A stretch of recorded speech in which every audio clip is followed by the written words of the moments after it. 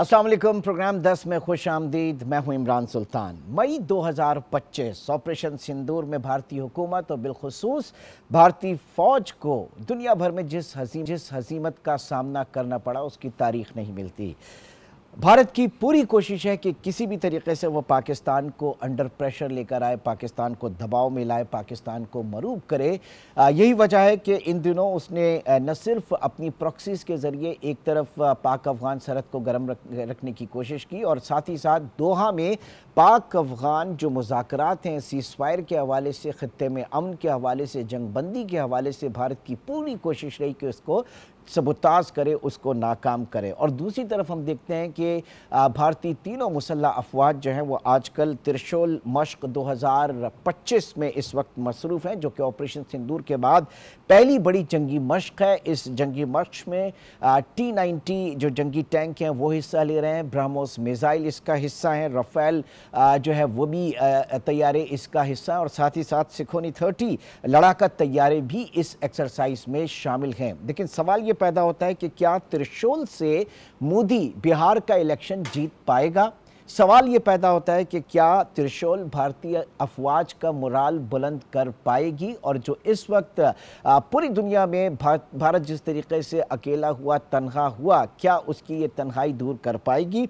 और बिलखुसूस में कि जब अमरीकी सदर डोनाल्ड ट्रंप मुल्कों मोदी की तजलील की मुहिम पर हैं, एक ऐसे वक्त में अमरीका और भारत के दरमियान जो दिफाई स्ट्रेटेजिक मुआहदा है इसकी अहमियत क्या है? और दूसरी तरफ भारतीय मीडिया के हवाले से भी बात करेंगे जो कि इस वक्त वॉर हिस्ट्रियाई कैफियत का शिकार है इस त्रिशूल एक्सरसाइज को लेकर। तो आज इन तमाम चीज़ों का हम अहाता करेंगे, जायज़ा लेंगे। अपने गेस्ट पैनल का आपसे तारुफ कराता चलूँ। सीनियर तज्ज़ियाकार हामिदुल मशरक़ी साहब इस वक्त हमारे साथ मौजूद हैं। हामिद साहब, बहुत शुक्रिया आपके वक्त का। और साथ ही air commodore retired Khalid Chishti साहब ने भी हमें ज्वाइन किया, दिफाई तज्ज़ियाकार। खालिद चिश्ती साहब, आपका भी बहुत शुक्रिया। चिश्ती साहब, ज़रा पहले हम बात कर लेते हैं इस वक्त पाक अफ़गान ताल्लुकात के हवाले से, पाक अफ़गान मुज़ाकरात के हवाले से। जो हमने देखा कि इसके इब्तिदाई 3 अदवार जो हैं इन पीस टॉक्स के कतर में जो कि नाकाम हुए, अनकन्क्लूसिव रहे और पाकिस्तानी वफ़द जो है रिपोर्टेडली वापस आ रहा था कि अचानक उनको वापस कॉल किया गया और उनको बताया गया कि अफ़गानिस्तान मुज़ाकरात करने पर तैयार है। तो क्या अब तक रिपोर्ट्स हैं क्यों वो इब्तिदाई अदवार जो है वो नाकाम हुए और उसके बाद क्यों अफ़गानिस्तान जो है वो आमादा हुआ इन मुज़ाकरात पर? बहुत शुक्रिया इमरान साहब, आपने इनवाइट किया। और जो आप मुज़ाकरात की बात कर रहे हैं ये बड़े अनयूजुअल सर्कमस्टांसेस में हो रहे हैं। जाहिर है हम सब जानते हैं कि एक तरफ तालिबान की हुकूमत है जिसका ज़ाहिर है रिट नहीं है पूरे अफगानिस्तान पर, इधर पाकिस्तान है जो डिटर्मिन्ड है कि अब हम जितने शोहदा के जनाजे उठा चुके हैं हम इसमें से ज़्यादा हमारी टॉलरेंस नहीं है। तो इन हालात में पाकिस्तान ने जो स्ट्राइक्स की थी वो बड़ी प्यूनिटिव स्ट्राइक्स थी और बड़ी फोकस थी और बड़ी वेल कैलकुलेटेड। लेकिन इसके बावजूद as a student of strategy मैं अर्ज करता चलूं कि आमतौर पर जो इस तरह के ऑफेंस लॉन्च करता है जैसे पाकिस्तान ने किया था, जो प्रिसाइज थे, वेल टाइम थे और वेल मेजर्ड थे, आमतौर पर वो अपनी सीज फायर नहीं करता। और सीज फायर इसलिए नहीं करता कि गुरिल्ला वॉरफेयर में आपकी जो गुरिल्लाज होते हैं जिन पर टारगेट किया जाता है वो अपनी लोकेशन चेंज कर लेते हैं, वो रीग्रुप कर लेते हैं, कैमोफ्लेज कर लेते हैं, अपने एसेट्स को छुपा लेते हैं या सिक्योर कर लेते हैं। इस वजह से उनको टाइम नहीं दिया जाता। बट इसके बावजूद आपने देखा कि हुकूमत पाकिस्तान ने ना सिर्फ टाइम दिया, पहले दोहा में मुज़ाकरात किए और बहुत ज्यादा डिमांड हमारी थी ही नहीं, लंबा चौड़ा डिस्प्यूट नहीं था। हमने सिर्फ ये कहा था कि जो आपकी जो सेंचुरीज हैं बॉर्डर पार अफगानिस्तान के उनको रोकें। लेकिन जब ये फर्दर एक्सटेंड हुए तो तब मैं सस्पिशियस हुआ था कि ये अच्छा नहीं है क्योंकि ये टाइम बाय किया जा रहा है। और टाइम इसलिए बाय किया जा रहा है कि हालात इस खित्ते के ऐसे हैं कि हिंदुस्तान बहुत एक्टिव है, जाहिर है वो इंगेज करना चाहता है अफगान तालिबान को पाकिस्तान के खिलाफ खास तौर पर। और मई के महीने से मैं अर्ज करता चला आ रहा हूँ कि उनके पास अब चॉइस सिर्फ प्रॉक्सी वॉरफेयर की ही रह गई थी। जब वो इंगेज करते हैं तो जाहिर है वो एक निगोशिएशन के लीवर के तौर पे मुझे लग रहा था कि अफगान तालिबान की हुकूमत इस्तेमाल कर रही है मुज़ाकरात, यानी वो हिंदुस्तान को बावर कराना चाहती है कि हमें तो ये सख्ती का सामना है, हमसे इंश्योरेंस मांगी जा रही है, हम पर ये प्रेशर है, तो इन द बार्गेन आप हमें क्या लिवरेज देते हैं या कैसे इसको कंपनसेट करते हैं। वो पहले मुझे लगा कतर में हुआ है लेकिन उस वक्त तक शक था। उसके बाद जो इस्तांबुल में मुज़ाकरात हुए, जो 4 दिन का स्टे था वो कैलकुलेट करें तो तकरीबन 92 घंटे का स्टे बनता है। और मैंने ये भी कैलकुलेट किया कि वो जितने घंटे मुख्तलिफ चारों दिनों में बातचीत हुई वो 50 घंटे बनता है। यानी इमेजिन करें इतनी एक्सटेंसिव कि 18-18 घंटे भी 24 घंटों में मुज़ाकरात हुए। और ऑब्वियसली हमें एक्नॉलेज करना चाहिए तुर्क ब्रदर्स को भी, जबकि एजेंडा सिंगल पॉइंट एजेंडा हो। Absolutely absolutely. तो मैं इस बैकग्राउंड इसलिए अर्ज किया कि ये पहले से एक केस सस्पिशियस था। अब आते हैं कि वो कर पाएंगे या नहीं कर पाएंगे। दोनों चीजें हैं, वो कर पाएंगे भी नहीं और शायद करना चाहते भी नहीं। अब क्यों नहीं कर पाएंगे? अभी ये एग्रीमेंट हुआ, इसको मैं एग्रीमेंट नहीं कह रहा, ये तो इसको कहते हैं एक्सटेंशन ऑफ सीज फायर। बिल्कुल ये नहीं है। इस पे मेथोडोलॉजी वर्क की जाएगी अगली मीटिंग में कि स्कीम क्या होगी, मॉनिटरिंग कैसे होगी, वेरिफिकेशन कैसे की जाएगी। तो असल एग्रीमेंट तो होता ही तब है जब आपकी वेरिफिकेशन हो सके और दोनों इंटेंट करने के लिए कोई थर्ड पार्टी वेरीफाई कर सके कि आपने वायलेशन की है कि नहीं की है। एक बात, और मैं इसको नाम देता हूं AAA का, अश्योर्ड एक्शनेबल एग्रीमेंट। जब तक इमरान साहब ये अश्योर्ड एग्रीमेंट एक्शनेबल एग्रीमेंट नहीं होगा, एग्रीमेंट का मतलब यही नहीं होता सिर्फ कि आपने साइन करके उठ जाना है, वो उस पर करेक्शन होना चाहिए और फिर उसके पास एक एश्योरेंस होनी चाहिए। दो जरूरी चीजें होती हैं इसकी रेसिपी के अंदर। क्योंकि हिंदुस्तान का इन्फ्लुएंस इतना ज्यादा है इस वक्त, और आपने देखा एक्सरसाइज भी हो रही है जिसका आपने शुरू में जिक्र किया, तो ये सारे एनवायरमेंट इस मुआहदे की फेवर में नहीं जा रहे। और आखिरी इसके ऊपर ये है कि जो तालिबान है अफगानिस्तान में, उनका मुकम्मल कंट्रोल भी नहीं है। वो सिर्फ एक मेजोरिटी में उन्होंने कंट्रोल जरूर अफगानिस्तान पर किया मेजोरिटी, लेकिन वहां पे 20-22 जिसको कहते हैं ना पावर हब्स हैं, अपना अपना पुश एंड पुल करते रहते हैं और कोई किसी को एलिमिनेट नहीं करता। उसकी वजह यह है कि आखिरी वजह मेरी तरफ से यह है कि उनके लिए जो है वो इंस्टेबिलिटी ही स्टेबिलिटी है, जिसका मतलब ये बिल्कुल बिल्कुल बिल्कुल बजा कहा आपने, बिल्कुल बजा कहा। आपकी तरफ आऊँगा मशरकी साहब। दो चीज़ें, एक तो ये कि ज़ाहिर है कि पहले अगर पाकिस्तान ने इस वक्त हार्ड स्टेट बन के रिएक्ट किया, माजी में इस तरह का नहीं होता था, और बिलखुसूस अफ़गान हुकूमत के साथ मामलात में ये कितना बड़ा चेंज। और फिर दूसरा ये कि हाफिज़ गुलबहार और कारी मज़ाहिम की हलाकत के बाद सूरत हाल किस हद तक बदली अफ़गानिस्तान की इन मुज़ाकरात के हवाले से। तीसरी बात अहम ये कि जो गारंटियर हैं, क्योंकि इससे पहले पाकिस्तान मुसलसल मुतालबा ये कर रहा है कि इन रिटर्न आप हमको दें ये जो मुआहदा है जो इसके ऊपर बात की जाएगी, और यकीनन अफ़गानिस्तान इससे गुरेज कर रहा था, तालिबान हुकूमत इससे गुरेज कर रही थी। इन तीनों पॉइंट पर ज़रा आप थोड़ा सा बताइएगा हमें। पाकिस्तान ये बात जानता है कि इंडिया ने पहले भी माजी में जब 14-15 के करीब कौंसल खाने बना दिए थे पूरे अफगानिस्तान में, वो बेसिकली रॉ के ट्रेनिंग और टेरर कैंप थे, वो कौंसल खाने नहीं थे। दूसरी बात ये है कि आपको याद होगा कि अफगानिस्तान के अंदर इंडिया की जो पेनिट्रेशन थी उसको पाकिस्तान ने बड़े अच्छे तरीके से दुनिया को भी एक्सपोज किया, और उसके बाद फिर जिस अंदाज में पाकिस्तान ने हेल्प की अफगानिस्तान की वो पूरी दुनिया जानती है। लेकिन बदकिस्मती से मौजूदा अफगान अबूरी हुकूमत के अंदर जो दो एलिमेंट हैं वो बड़े क्रिटिकल है। एक एलिमेंट तो ये है कि जिसका ये ख्याल है कि शायद इंडिया की हेल्प के साथ वो पाकिस्तान के साथ कोई हैवी नेगोशिएशंस कर सकेंगे, जो कि पाकिस्तान की तरफ से बतौर हार्ड स्टेट, पाकिस्तान की तरफ से अंडर करंट रिजीम जो फील्ड मार्शल आसिम मुनीर साहब की तरफ से बड़ा क्लियर है कि एक भी पाकिस्तानी की शहादत जो है वो कबूल नहीं की जाएगी, किसी भी हालत में टेररिज्म कबूल नहीं किया जाएगा, फितना हिंदुस्तान और फितना तो जो ख्वारिज है उसको माफी नहीं दी जाएगी। ठीक है। अच्छा, दूसरी बात यह है कि मैं ये समझता हूं कि आज जहां पर पाकिस्तान खड़ा है, पाकिस्तान ने भरपूर कोशिश की अफगानिस्तान के अंदर कि जी आप मुज़ाकरात को वन पॉइंट एजेंडा, जो मेन एजेंडा है कि there should not be any cross border terrorism. देखिए ये एक बड़ा इंपॉर्टेंट क्वेश्चन था और उसके अंदर कोई माफी की गुंजाइश नहीं है कि पाकिस्तान अपने बॉर्डर के अंदर किसी भी तरह की इन्फिल्ट्रेशन नहीं बर्दाश्त करेगा, किसी भी तरह की जो दरअंदाजी है उसको बर्दाश्त नहीं करेगा, और ये पाकिस्तान की तरफ से बड़ा वाज़ेह पैगाम था। अब सूरत हाल ये है कि मौजूदा मैं ये समझता हूँ कि जिस अंदाज में अफगान तालिबान अब दोबारा से मजबूर हुए हैं मुज़ाकरात करने पर, उसकी सबसे अहम वजह यह है कि पाकिस्तान की तरफ से बड़ा स्ट्रिक्ट मैसेज चला गया, बड़ा क्लियर मैसेज चला गया कि जी हम अगर हमें ज़रूरत पड़ी तो हम अफ़गानिस्तान के अंदर भी कार्रवाइयाँ करेंगे, चाहे वो नूर वली महसूद हों या जो भी हों।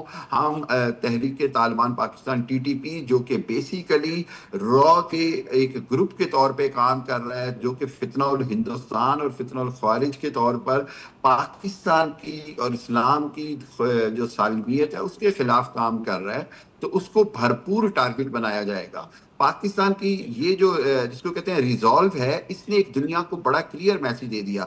और जिस अंदाज में अफगान तालिबान ने तुर्किया के अंदर इन मुज़ाकरात को फेल किया पहले 4 अदवार में, उसके बाद हमने देखा कि कतर और तुर्किया समेत तमाम इस्लामी ममालिक पाकिस्तान के साथ खड़े थे जी, कि अगर अफगानिस्तान जो है वो सिर्फ दहशत गर्दी की हमाजगा बनना चाहता है, अफगानिस्तान ये चाहता है कि वो हिंदुस्तान का एक कठपुतली बने, और अफगानिस्तान ये समझता है कि ये चंद अरब डॉलर की या चंद लाखों डॉलर की लालच के साथ वो पाकिस्तान या मुस्लिम दुनिया से दुश्मनी लेगा, तो फिर पाकिस्तान के साथ खड़ी होगी मुस्लिम दुनिया। यही वो पैगाम था जिसने मजबूर किया अफगानिस्तान की हुकूमत को, अबूरी हुकूमत को, कि वो फौरी तौर पर पाकिस्तान से सीज करें और ये वादा करें कि जी इस सीज फायर एक्सटेंशन के दौरान, जिस तरह चिश्ती साहब ने कहा कि ये एक टेम्पररी अरेंजमेंट है, इसके दरमियान कोई भी फितना और खारिज जो है अगर वो पाकिस्तान की सरहद के अंदर दरअंदाजी करेंगे तो पाकिस्तान को इख्तियार है कि उनके खिलाफ मुकम्मल कार्रवाई करे।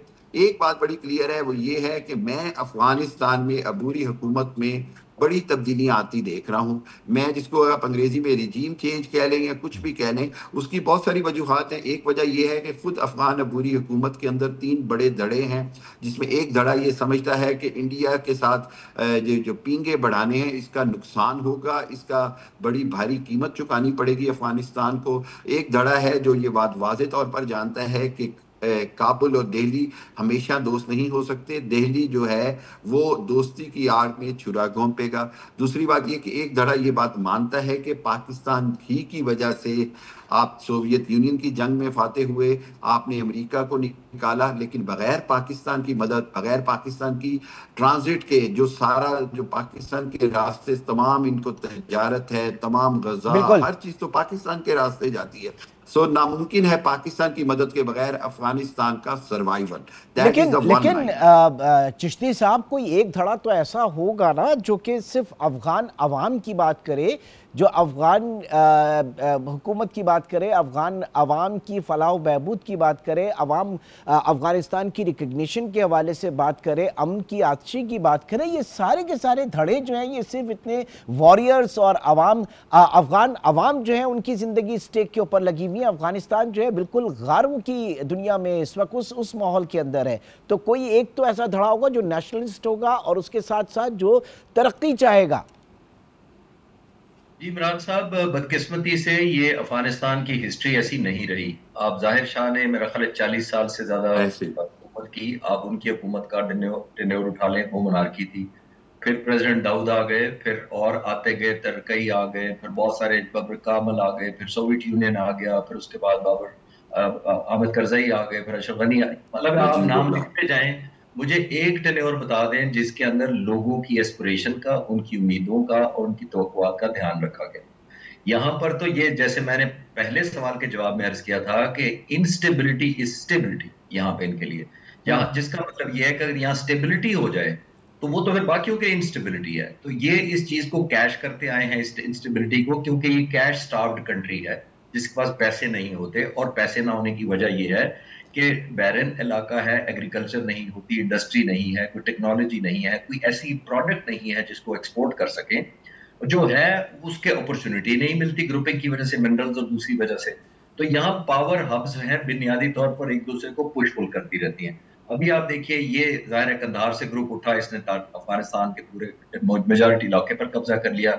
इन्हीं के खिलाफ फिर एक बाकी ग्रुप उठे, आईएसएस के उठे, दाइश के उठे, फिर आप नॉर्दर्न अलायंस देख लें, अहमद शाह मसूद के बेटे अहमद मसूद जो हैं वो उठे, हिकमत यार हैं, बहुत सारे यहाँ पावर हब्स हैं जो एक दूसरे को पुश पुल करते रहते हैं। और बुनियादी एग्रीमेंट ना होने की वजह, इमरान साहब, वजह यही है कि एक तो उनके बस में नहीं है, दूसरी बात ये है कि अगर उनको पता है कि अगर हमने एग्रीमेंट कर लिया, जिसका मतलब ये है कि आपने टीटीपी को टारगेट करना शुरू किया या लिबरेट करने का प्लान किया, तो टीटीपी ज्वाइंट हैंड कर लेगी दाइश के साथ, आईएसएस के साथ, नॉर्दर्न अलायंस के साथ, किसी के साथ भी, तो वो इस हुकूमत को टॉपल कर देगी। नहीं तो ये हुकूमत अगर टॉपल होती है और रिजीम चेंज होता है तो सूरत-ए-हाल तो फिर तब भी वही रहेगी ना। जी मैं यही अर्ज कर रहा हूं कि वो भी कोई बार्गेनिंग ग्रुप होगा। कम बार्गेन करें या ज्यादा बार्गेन करें, आपके हक में करें या आपके खिलाफ करें, ये नहीं होगा कि जैसे डेमोक्रेटिकली इलेक्टेड लोग, खासतौर पे फर्स्ट और सेकंड वर्ल्ड में दुनिया के लोग बसते हैं, चैन की जिंदगी गुजरते हैं, अपने बच्चों के मुस्तकबिल का सोचते हैं, डेवलपमेंट करते हैं, वो नहीं होगा फिर भी। वो एक और ग्रुप आएगा जो जाहिर है उसके खिलाफ बाकी ग्रुप इकट्ठे हो जाएंगे। तो ये अनसर्टेनिटी बदकिस्मती से मैं कह रहा हूं कि इस मुल्क की किस्मत में लिखी गई है। यानी मशरक़ी साहब, फिर इसका मतलब ये कि अफगान हमेशा वहां पर जो है ये रेंटेड टेरर का जो फिनोमिना है वो हमेशा जिंदा रहेगा वहां पर। बिल्कुल ऐसे ही इमरान साहब, देखिए वो जो अफगानिस्तान का तो सर्वाइवल ही एज ए रेंटेड गन्स हुआ। आप देखिए ना कि अफगानिस्तान की जो रशिया की इन्वेजन थी उसके बाद मतलब अफसोस के साथ कहना पड़ता है कि उन्होंने जहां वो जंग लड़ी वहां पर वो उसकी कीमत वसूल करते रहे, और उसके ऊपर मुजाहिदीन के हवाले से देख लें या उसके बाद के हवाले से देख लें, ये हमेशा से रहा है। और ये फिनोमिना अब खतरनाक हद तक बढ़ गया है कि वहां पर जो जितनी भी तंजीमें हैं, चाहे वो दाइश हो, आईसिस हो, चाहे वो दूसरी टीटीपी हो या और जितनी भी हो, उन सब के साथ जो बेसिक जो उनके कोई ना कोई फाइनेंसर्स हैं, उनके कोई ना कोई वो ऑब्जेक्टिव्स होते हैं। उन ऑब्जेक्टिव्स के पीछे वो उस के ऑब्जेक्टिव को पूरा करने के लिए वो वहां पर बैठे हुए वहां पर प्रॉक्सी का काम करते हैं। अच्छा, इसका नुकसान ये हो रहा है कि दुनिया ये बात जान रही है, जो पाकिस्तान पिछले 3 साल से बता रहा है कि जी ये सबसे ज्यादा पाकिस्तान के लिए नुकसानदेह है कि पाकिस्तान के हमसाये के अंदर एक ऐसा मुल्क है जिसके अंदर कोई भी रेंटेड गन्स के तौर पर उनको यूज कर सकता है। और बदकिस्मती से देखिए, वो ईरान के लिए भी थ्रेट हैं, वो चाइना के लिए भी थ्रेट हैं, वो वस्ती एशियाई रियासतों के लिए भी थ्रेट हैं। पाकिस्तान का प्रॉब्लम ये है, या बदकिस्मती कह लें कि पाकिस्तान डायरेक्ट इन्फेक्टेड होता है, क्योंकि पाकिस्तान उन अफगानिस्तान की 6 मुल्कों के साथ सरहद लगती है। 5 मुल्कों के अंदर अभी भी अफगानियों को वीजे के और पासपोर्ट के बगैर जाने की इजाजत नहीं, एक अफगानी नहीं बॉर्डर क्रॉस कर सकता। हमने मोहब्बत में, दोस्ती में पिछले 50 साल से उस बॉर्डर को ओपन रखा, उसकी कीमत हम चुका रहे हैं। अब बात यह है जाहिर है कि कीमत हमने चुकाई है, लेकिन अब अल्लाह अल्लाह करके हार्ड स्टेट पाकिस्तान बना, तो अब यहाँ से एक जो बेहतरी की रास्ता है, बेहतरी का एक जो विजन है वो इस वक्त हमारे सामने है। हामिद मशरक़ी साहब भी मौजूद हैं, खालिद चिश्ती साहब भी मौजूद हैं। एक छोटा सा ब्रेक, और ब्रेक के बाद हम बात करेंगे त्रिशूल 2025 जो भी इस वक्त भारत में जारी है, और पाकिस्तान को एक बार फिर डराने की, धमकाने की एक भौंडी कोशिश जैसे मैं कहूँगा। एक बार फिर मिलते हैं छोटे से ब्रेक के बाद। वेलकम बैक जी। चिश्ती साहब, ये इस वक्त त्रिशूल 2025 जो जॉइंट एक्सरसाइज है इंडियन तीनों मिलिट्री फोर्सेस की, क्या पैगाम इस वक्त देने की कोशिश की जा रही है, इसकी अहमियत, इसकी इफादियत, और एक ऐसे वक्त में जब बिहार का इलेक्शन भी है और मोदी साहब जो हैं वो हजीमत अभी तक उठा रहे हैं, और सदर ट्रंप जो है वो बाकायदा मुल्कों वो तजलील जो है वो भी कर रहे हैं मोदी की। तो ऐसे में मुझे बताइए कि क्या इंपॉर्टेंस क्या है इस वक्त इस त्रिशूल एक्सरसाइज की? इमरान साहब, आपकी इजाजत से मैं क्विकली 2 पॉइंट, एक इंटरनल और एक एक्सटर्नल इंडिया के करके फिर मैं इस तरफ बेहतर आ पाऊंगा। बिल्कुल। इंटरनल आपने खुद ही कह दिया कि बिहार के इलेक्शन आए खड़े हैं, और एक पॉलिटिकल एजेंडा मई में भी शायद उनको लगता था कि मैसिव लेवल पर अगर शायद शानदार कामयाबी हासिल करें तो रेगुलर इलेक्शन भी जीत जाएंगे, वो तो हुआ नहीं। उल्टा अपोजिशन ने प्रेशर बिल्ड कर दिया। बिहार का इलेक्शन बड़ा इंपॉर्टेंट इसलिए है कि ये तकरीबन 13 करोड़ की पॉपुलेशन है और 7 करोड़ के करीब वोटर हैं, जो कि हिंदुस्तान का तकरीबन 10% बनता है, और पंजाब के सूबे से बड़ा सूबा है पॉपुलेशन वाइज। ये बड़ा इंपॉर्टेंट है, और ये जैसे कहते हैं ना पेस सेट होता है इससे इलेक्शन का, एक तो इसलिए इंपॉर्टेंट है। एक्सटर्नली आपने देखा प्रेसिडेंट ट्रंप का नाम लेके आपने कहा कि वो आइसोलेट होते जा रहे हैं, वो भी बड़ी एम्बैरेसमेंट है, और 45 दफा कह चुके हैं। अब तो उन्होंने जहाजों की स्पेसिफिकेशन भी बतानी शुरू कर दी है कि ब्रांड न्यू ब्यूटीफुल एयरक्राफ्ट। अभी भी अगर समझ नहीं आ रही समझने वालों को, तो मैं तो दुआ कर रहा हूँ कि थोड़ा सा और गुस्से में किसी दिन हो प्रेसिडेंट ट्रंप और कह दें कि beautiful brand new aircraft of India. तो शायद ये वक्त आने वाला है।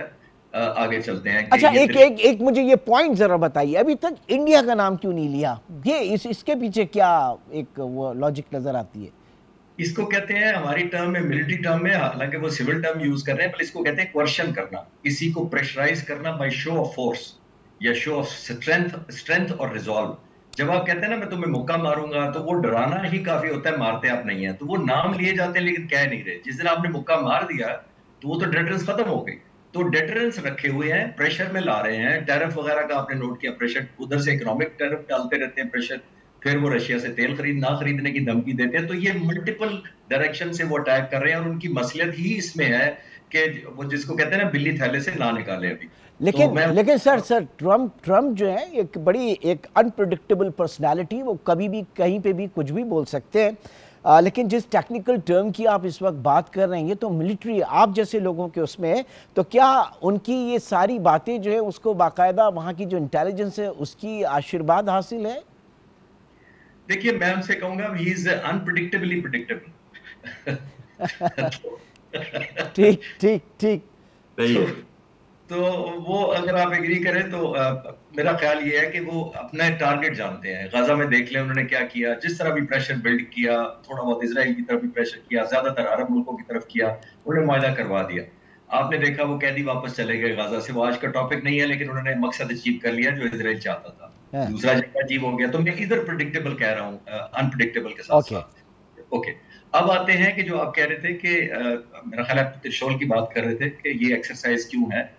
देखिए, मैं एज अ मिलिट्री स्टूडेंट कह सकता हूं कि ये बहुत सारे किए हुए हैं। एक इंटरनल है, एक एक्सटर्नल है, ऑपोजिशन का प्रेशर है, इलेक्शन आ रहा है, क्रेडिबिलिटी या साख उनकी आर्म फोर्सेस की काफी डाउन हुई है। विद इन एक एलिमेंट ऑफ रेजिस्टेंस था पहले भी, मई के महीने में भी उनकी फोर्सेस में अभी भी है कि ये मिलिट्री टूल यूज नहीं होना चाहिए। इमरान साहब, आप इतने सीनियर एनालिस्ट और एंकर पर्सन है, और आप एग्री करेंगे कि हिंदुस्तान की मिलिट्री की 78 साल हिस्ट्री में पॉलिटिकल इंटरफेरेंस का कोई रिकॉर्ड नहीं है। यानी बिल्कुल। उन्होंने ये नहीं किया कि टेक ओवर किया हो या ये किया हो कि डिक्टेट किया हो, कोई ऐसा उनका रिकॉर्ड नहीं है। तो मैं एज अ प्रोफेशनल फौज तो उनकी रिस्पेक्ट करता रहा हूं, लेकिन ये पहली दफा आप देख रहे होंगे कि आपको फील हो रहा होगा कि ये फोर्सेस जो हैं एक पॉलिटिकल टूल या पॉलिटिकल ऑब्जेक्टिव के तहत इस्तेमाल की जा रही हैं। जहां उनके एयरफोर्स चीफ को 93 दिन बाद कहना पड़ा कि हमने कुछ 5-6 जहाज मारे हैं, फिर 5 महीने बाद कहना पड़ गया कि 10-12 जहाज मारे हैं। तो मुझे लगा कि पता नहीं उनके एयरफोर्स चीफ कोई डक का शिकार करने गए थे या जहाजों का करने गए थे। 10-12 कैसे कहते हैं आप 6 महीने बाद भी? ये तो नहीं कहना चाहिए एक बार। तो एक प्रेशर नजर आता है उनके ऊपर। उनको ये भी नहीं पड़ रहा कि बड़े जहाज थे, कभी वो कहते हैं ट्रांसपोर्ट थे, कभी कहते हैं F-16 थे, कभी कहते हैं S-400 ने मारे थे। तो अगर S-400 ने मारने थे तो फिर आपने 1000 फाइटर जहाज क्यों लिया था? तो एनीवे, विल टू फाइट की मैं आपको शो करना चाह रहा हूँ यहाँ पे सबूत कि विल टू फाइट नहीं थी। जब विल टू फाइट ना हो तो अब लेफ्ट राइट इसी तरह के assumptions जाते हैं एक बार। तो हैविंग सेड दैट, वो तो मई गुजर गया, लेकिन उन पे इतना प्रेशर बिल्ड हुआ हुआ है कि रिलीफ नहीं हो रहा। इसीलिए वो कहते हैं कि ये सिंदूर 2 अभी जारी है ताकि एक मोटिव रखा जा सके। कभी वो किसी बहाने कहते हैं कि अभी खत्म नहीं हुई, हमने सबक सिखाना है, अभी अभी भी जो एक्सरसाइज त्रिशूल हो गई है, इस पे भी वो यही साबित करना चाह रहे हैं। अब आते हैं जरा स्पेसिफिकली इस तफसील के लिए तरफ, ये जो त्रिशूल आपने फरमाया। देखिए, त्रिशूल का एक बैकग्राउंड ये है, पहले तो इसका नाम मैं आपको अर्ज करता चलूं कि त्रिशूल होता क्या है। त्रिशूल एक नेजा होता है जिसके 3 मुंह होते हैं, 3 पंजा टाइप उसको कहते हैं, और ये उनके लॉर्ड शिवा की एक निशानी या सिंबल के तौर पर होता है। जो वो कहते थे कि ये नेजा इस्तेमाल होता है to eliminate the evil and restore balance. अच्छा जी, आप ये ढूंढिए इसको कि लॉर्ड शिवा का क्या मतलब था इस नेजे का, कि इविल को खत्म करना और एक बैलेंस क्रिएट करना। तो अब आप मतलब लिंक कर पाएंगे पहली बात। ठीक। शर्की साहब, अब ज़ाहिर है कि हालात इतने फेवरेबल नहीं है इंडिया में, क्योंकि वहाँ पे मज़ामती तहरीकें जो हैं वो भी इस वक्त बड़े ज़ोरों शोरों से हैं। दूसरी ये कि बांग्लादेश हम देख रहे हैं कि इस वक्त जिस तरीके से इंडिया के तसल्लुत से बाहर निकला है वो कितनी बड़ी थ्रेट होगा, और साथ ही साथ अगर वो पाकिस्तान के हवाले से शुमाली और मगरबी सरहद को गर्म रखना चाह रहा है तो ख़ुद इंटरनल भी तो बहुत बड़े मसाइल हैं। क्या वो डिप्लॉय कर सकेगा इस एक्सरसाइज से? जो पैगाम भेजना चाह रहा है क्या वो भेज सकेगा या वो एलिमिनेट हो जाएगा? देखिए इमरान साहब, मैं ये समझता हूँ कि मोदी का जो पागलपन और जुनूनीपन है वो अपनी इंतहा को पहुंचा हुआ है इस वक्त, और पूरी जो बीजेपी सरकार है वो एक हिजानी कैफियत में मुब्तला है। और जिस तरह अभी बात हो रही है, जैसे साहब भी कह रहे हैं, मैं इससे एग्री करता हूँ कि कभी भी दुनिया की तारीख में ऐसे नहीं हुआ, और खुसूसन जब एक न्यूक्लियर ताकत हो और उसकी जो फौज है वो एक शख्स के पॉलिटिकल सक्सेस या पॉलिटिकल सर्वाइवल के लिए पूरी खित्ते को आग में या जंग में झोंकने की तरफ चल पड़े। और बड़ी एक इम्पॉर्टेंट बात यह है कि ये जो त्रिशूल एक्सरसाइजेज हैं, इसकी जो स्ट्रेटेजिक लोकेशन है सरक्रीक का इनका चूज करना, वो एक बड़ा मानी खेज है। उसको वो ऑपरेशन सिंदूर 2 से क्यों जोड़ रहे हैं? क्योंकि उनका ये ख्याल है कि शायद, मतलब ये अगेन उनकी एक बहुत बड़ी गलतफहमी है जो इंशाल्लाह वक्त आने पे हम दूर कर देंगे। वो ये है कि शायद इनका जो वीएस विक्रांत जो शिप है, वो जो एयरक्राफ्ट कैरियर है, उसने शायद कराची पे कब्जा कर लेना था और शायद इस बार हम विक्रांत के थ्रू कोई बहुत बड़ा पाकिस्तान को डेंट पहुंचा सकें। और इस हवाले से उन्होंने उसको समंदर में और सरक्रीक के बॉर्डर के साथ जिस अंदाज में इनको डिजाइन किया है, उसका बुनियादी मकसद यही है कि जी पाकिस्तान को एक ऐसे प्रेशर में लाया जाए, पाकिस्तान को इस तरह में कि दुनिया को महसूस कराया जाए कि शायद पाकिस्तान प्रेशर में आ जाएगा। ऐसा बिल्कुल नहीं है। अच्छा, पाकिस्तान तो उसके लिए मुकम्मल तौर पर तैयार है। आपने हमारे नेवल चीफ का स्टेटमेंट भी देखा कि जी हम जो है वो विक्रांत को शायद पाकिस्तान की जो आबी हदूद है उसके करीब भी ना आने दें, और अगर कोशिश करेंगे तो वो अपने इंजाम को पहुंच जाएगा। दूसरे एंड के ऊपर इन्होंने जो राफेल के हवाले से और जो सुखोई 30 के हवाले से जो ये एक दोबारा से एयर हेजमनी क्रिएट करना चाह रहे हैं, फिजाई बालादस्ती क्रिएट करना चाह रहे हैं, पाकिस्तान उस हवाले से उनको बहुत पीछे छोड़ चुका है। अपनी अल्हम्दुलिल्लाह हम बुनियानुल मरसूस के हवाले से भी, और उससे पहले जो 6 मई को हुआ, 7 मई की रात जिस तरह हमने इनके त्यारे गिराए। अब सारी जो सूरत हाल है वो ये है, खाली बिहार का इलेक्शन नहीं है। बिहार के इलेक्शन के बाद अगले 8 महीनों में 5 रियासतों में इलेक्शन है, और आप देख रहे हैं कि लोकसभा में या राज्यसभा में जो इंडियन पार्लियामेंट है उसके अंदर जिस अंदाज में कांग्रेस समेत अपोजिशन हाथ ले रही है और बीजेपी की भरपूर शामत आई हुई है, वो उसके लिए अब पॉलिटिकल सर्वाइवल जो है वो बड़ा मुश्किल हो गया है। उनके लिए इंतहाई हर बढ़ते दिन, हर बढ़ते कदम जो है वो मुश्किलात का शिकार हैं। 2 पॉइंट्स मेरे यहाँ पर रहते हैं, और वो पॉइंट्स हैं कि पाकिस्तान की तैयारी अब क्या है, और दूसरा ये कि जो इंडिया यूएस स्ट्रेटेजिक एग्रीमेंट है वो क्या है। तो खालिद चिश्ती साहब भी मौजूद हैं और हामिद मशरकी साहब भी मौजूद हैं। मुख्तसर से ब्रेक के बाद दोबारा मिलते हैं। Welcome back. खालिद चिश्ती साहब, ये त्रिशूल 2025 को लेकर इस वक्त इंडियन मीडिया अगर देखने का इत्तेफाक करें तो ऐसा लग रहा है कि बिल्कुल जंग व जदल का माहौल है, और पाकिस्तान जो है उसके ऊपर हमला कर दिया गया है। बिल्कुल इस तरह के वो जो मई 2025 में हमने देखा था एक वॉर, जो एक हिस्ट्रिया की कैफियत थी वो मौजूद है। पाकिस्तान की तैयारी इस वक्त क्या है, ज़रा पाकिस्तान के हवाले से हमें बताइए सर। इमरान साहब देखिए, ये जो एक्सरसाइज है, पहले तो मैं ये अर्ज करता चलूं कि इनकी जस्टिफिकेशन यही है कि अफगानिस्तान तालिबान हमारे साथ एंगेज है नॉर्थ वेस्टर्न पर, और वो चाहते थे कि हम साउथ ईस्टर्न पर इनको मॉनिटरिंग में चले जाएं। पहली बात तो ये। दूसरी बात ये है कि मैं आपको एक टेक्निकल थोड़ी सी बात करता चलूं, सिंपल जितनी करके, कि जो राफेल है ये एस्केलेशन से पहले, यानी फौरन पहले मई से ये डिप्लॉय किया गया था साउथ में, क्योंकि पाक फिजाइया साउथ में समंदर की तरफ काफी एक्सरसाइजेस कर रही थी। तो जब ये डिप्लॉय किया गया था तो इसकी यूटिलिटी उस तरह नजर इसलिए नहीं आई थी कि इसकी इंटीग्रेशन सदर्न के जो उनके एयर एलिमेंट्स हैं उसके साथ नहीं हुई थी उस वक्त भी। वो तो बाद में हमें पता लगा कि सेंटर और साउथ नॉर्थ में भी नहीं हुई थी, लेकिन यहाँ भी नहीं हुई थी। तो इनको ये वीक एरिया लगा था उस वक्त भी इनकी डिप्लॉयमेंट राफेल की। तो अब इन्होंने इसीलिए पूरा पैकेज लेकर दोबारा आए हैं। एक तो इसका बैकग्राउंड।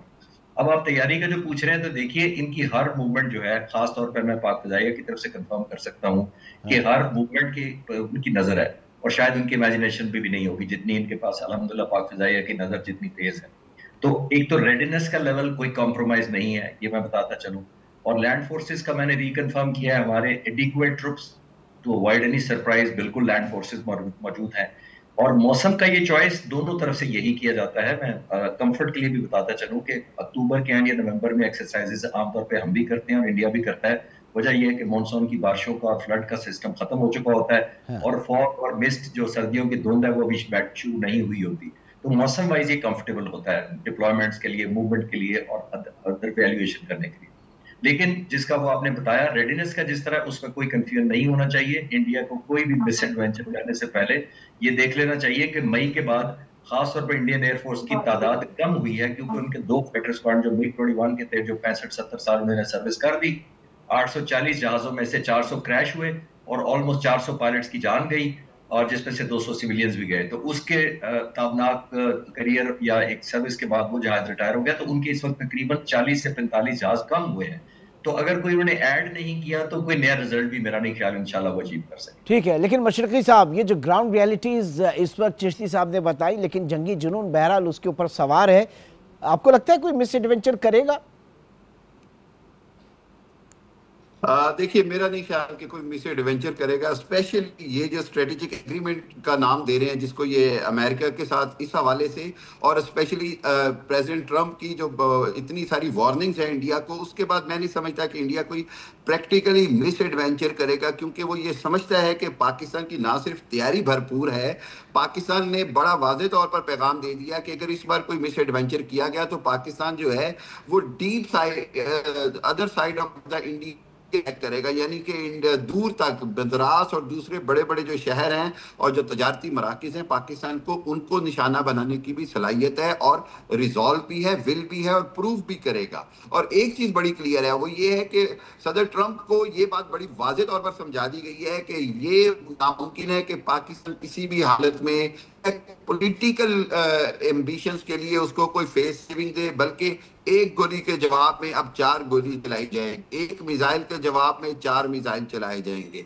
हमारी कोई भी एयर वायलेशन की गई, कुछ भी किया गया तो उसके जवाब में भरपूर टाइम विल टेल देम।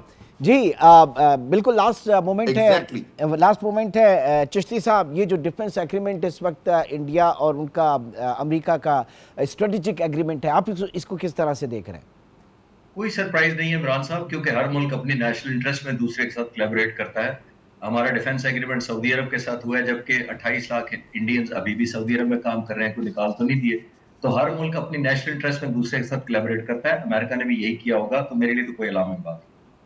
ठीक है, बहुत बहुत शुक्रिया, thank you very much. Hamid Mashriqi साहब और air commodore retired Khalid Chishti हमारे साथ मौजूद थे, और ज़ाहिर है कि सूरत हाल आपके सामने है। पाकिस्तान एक हार्ड स्टेट बनकर इस वक्त सामने आया है, और चाहे फिर अफ़गानिस्तान के साथ मुज़ाकरात के मामलात हों, तालिबान के साथ हों, या फिर इस वक्त इंडिया जो कुछ भी कोशिश कर रहा है अपनी पाकिस्तान की सरहदों को गर्म करने की, वहाँ पर भी उसको मुंह की खानी पड़ेगी, और जब वक्त पड़ा तो फिर ये सारी चीज़ें पूरी दुनिया देखेगी। आज के प्रोग्राम से इतना ही, इंशाल्लाह आपसे कल मुलाकात होगी। अपना बहुत ख्याल रखिएगा। अल्लाह हाफ़िज़।